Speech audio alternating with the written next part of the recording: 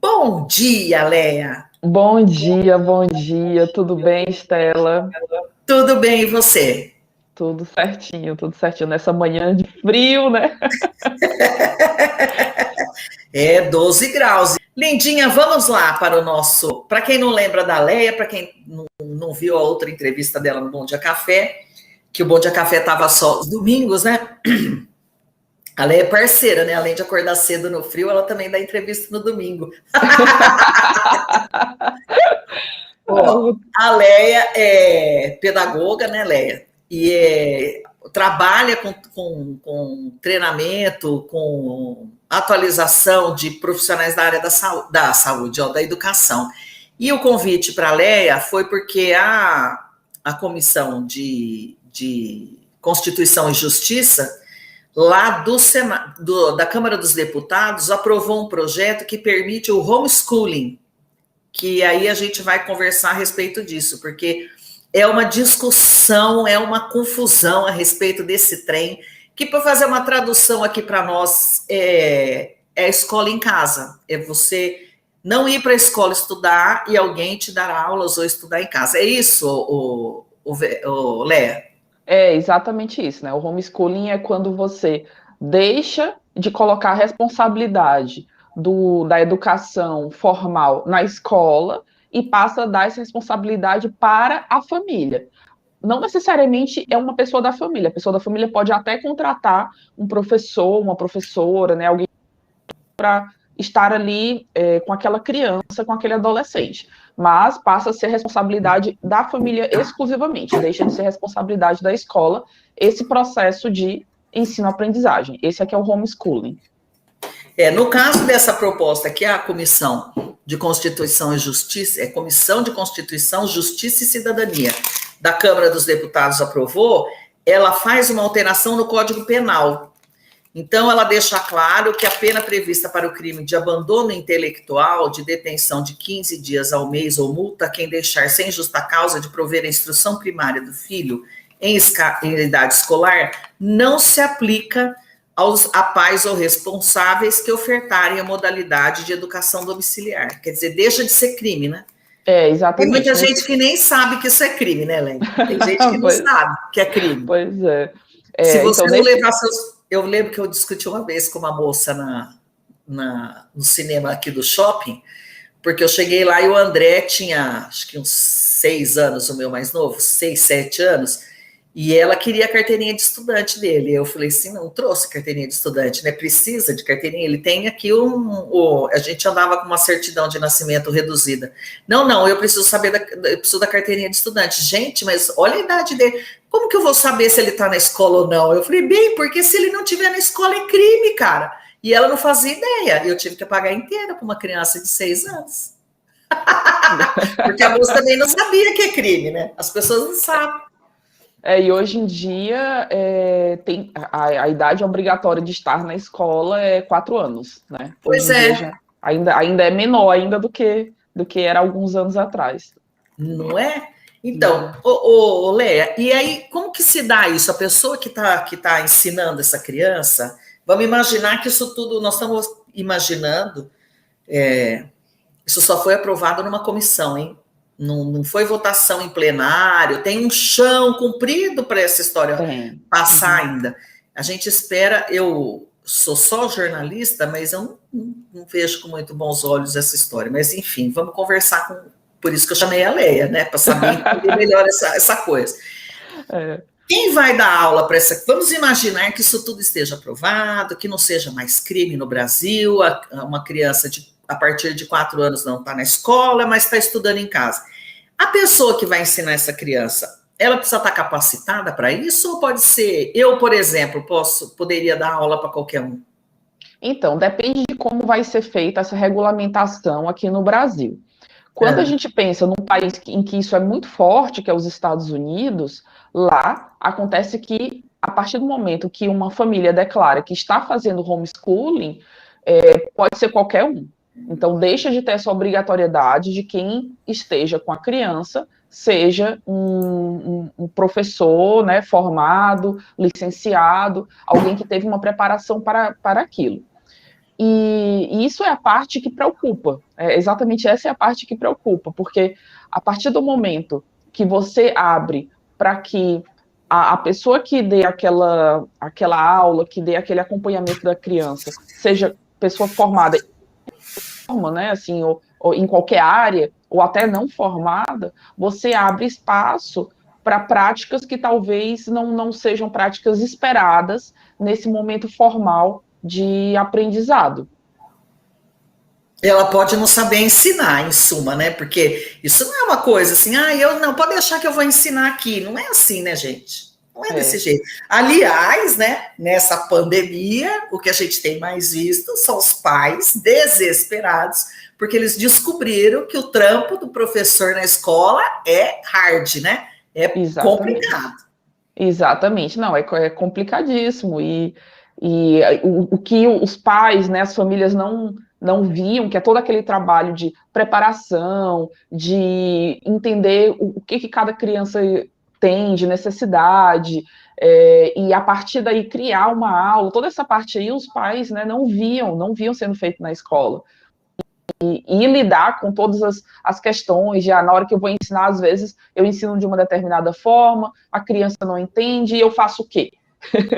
E eu faço o quê? Né? Então, o professor, a princípio, ele está preparado para observar o que aconteceu, porque a criança não aprendeu aquele assunto, como que eu vou modificar a aula, como que eu vou fazer para que a criança entenda a partir daí, mas né, se a gente sabe que uma pessoa que foi preparada para isso, estudou, nem sempre é bem sucedida, imagina que não foi preparada e não estudou para isso. Agora, é claro, não vou tirar também totalmente a boa vontade das pessoas que defendem o homeschooling.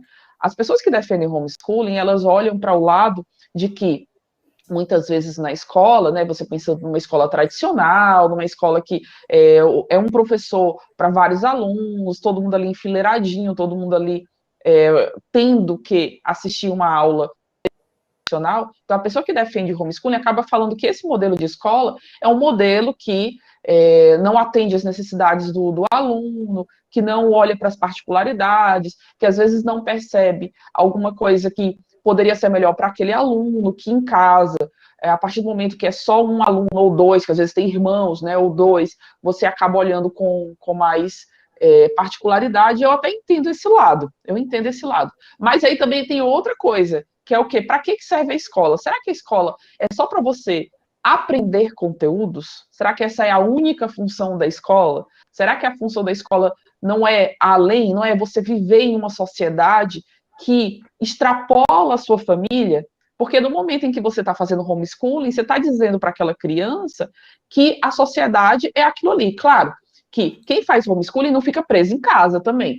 Normalmente, aí de novo, estou falando de práticas que eu conheço lá dos Estados Unidos. Normalmente, homeschooling coloca lá no seu planejamento, porque tem que fazer um planejamento, mesmo homeschooling tem que fazer um planejamento de como que você vai ensinar essa criança, coloca lá no seu planejamento e visitar museus, e visitar, fazer determinadas ações, encontrar outras pessoas. Não é que a pessoa fique trancada em casa, a pessoa, né, claro, considerando momentos fora de pandemia. Esqueçam que estamos em pandemia, pensando no homeschooling fora de pandemia. A criança vai visitar outros lugares e ela sabe que existem outras pessoas.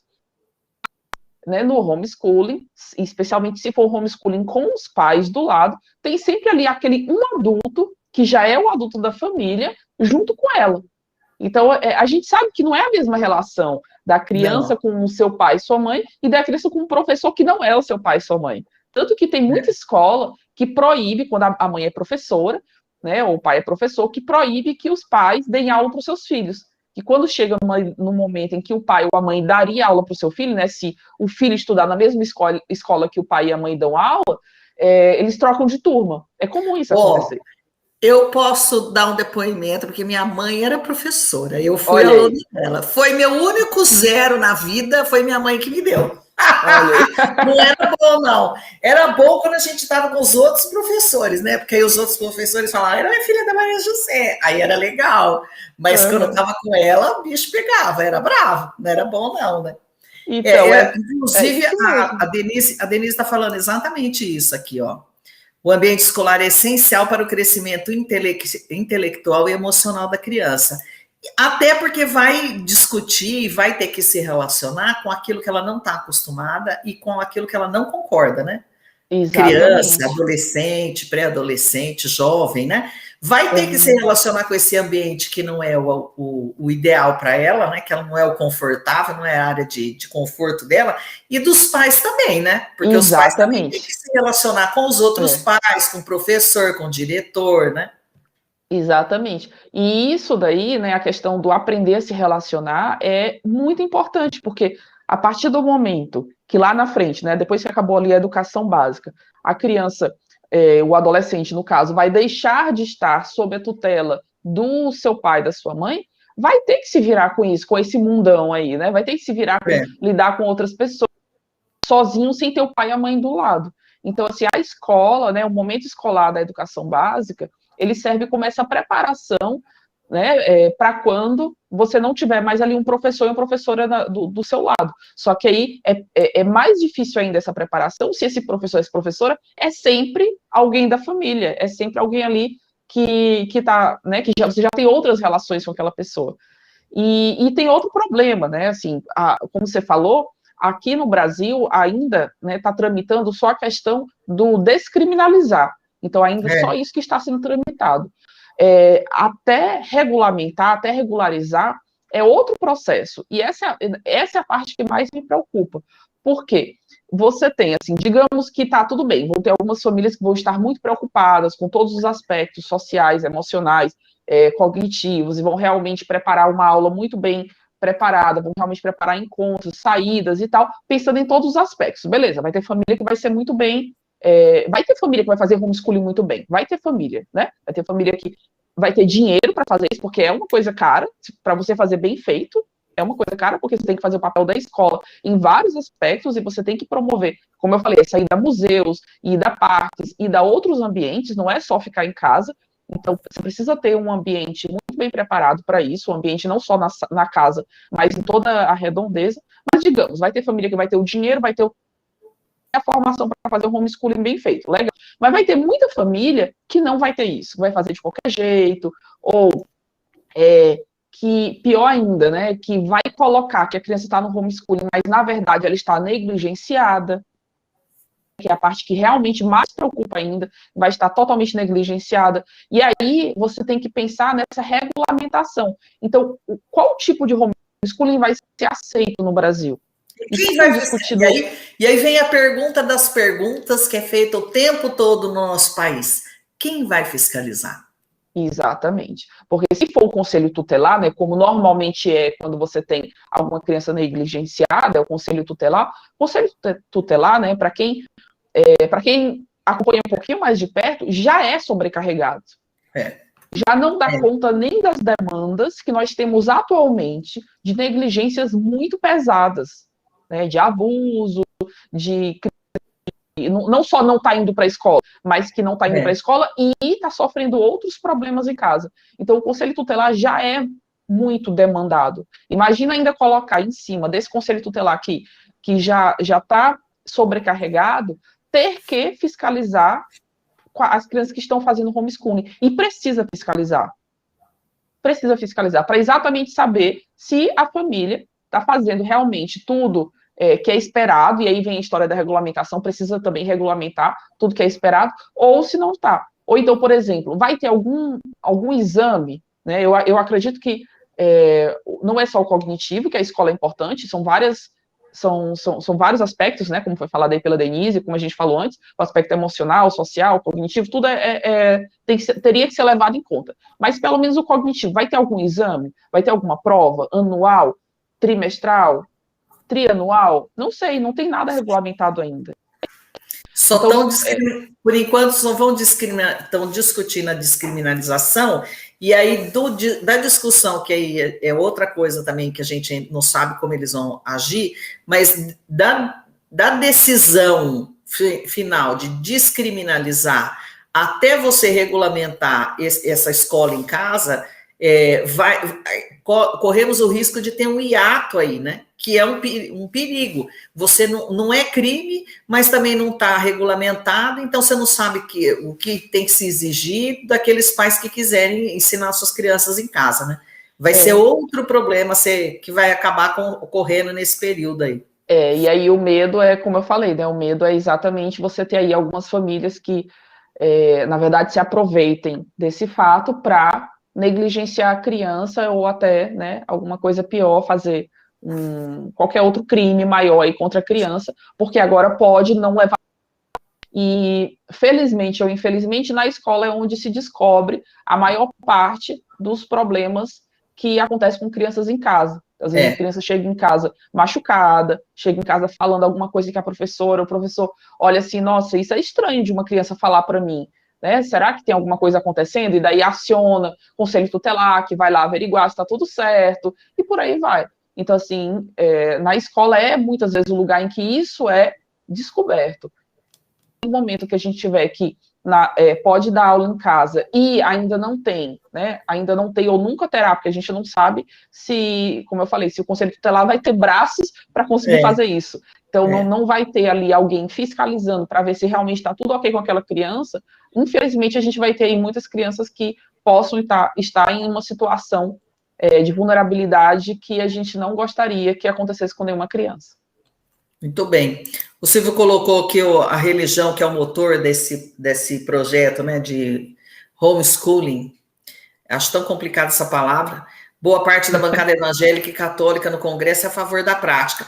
Tem uma similaridade, pelo menos eu percebo, nesse caso específico, de alguns setores, né? Não são todos os evangélicos, são algumas igrejas evangélicas que são os conhecidos como neopentecostais, na verdade, que eles acabam ficando parecidos com aqueles protestantes mais ortodoxos que tem nos Estados Unidos, que agora me fugiu o nome, que inclusive vivem à parte da sociedade, né, não admitem o uso de tecnologia e etc. Então, é a criação de uma outra maneira de viver, né? De um outro jeito de viver fora, dentro, mas distante da sociedade, né? Que é bem complicado se você pensar que em algum momento essas crianças vão crescer e vão ter que se relacionar com todo mundo. Vão ter que votar obrigatoriamente, fazer tiro de guerra, por exemplo, né? Que é obrigatório. E ainda tem outra preocupação, que é, de repente, isso sendo realmente regulamentado e descriminalizado, e todo o processo acontecendo, que para algumas situações, o governo abrir mão de uma obrigatoriedade, porque a educação é um direito da criança e é um dever do Estado.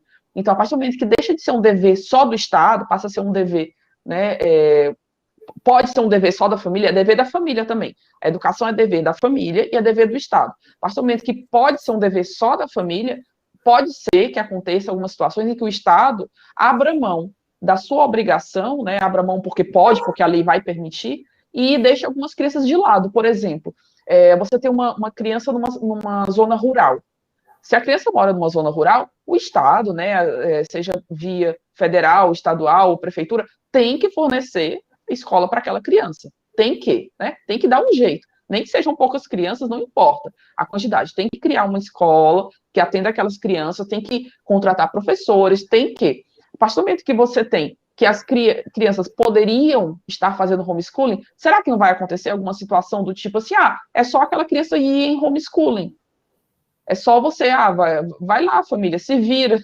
Se vira, dá educação para essa criança. Será que não vai acontecer esse tipo de coisa? Não sei. A lei tem que estar muito bem escrita, a regulamentação precisa ser muito bem feita para que esses casos de crianças que estão totalmente à parte, à margem, né, desse processo educacional, não fiquem ainda mais perdidas, porque elas já ficam atualmente, mas fiquem ainda mais perdidas sem assessoria do Estado, por conta de ser permitido que o Estado abra mão dessa obrigatoriedade.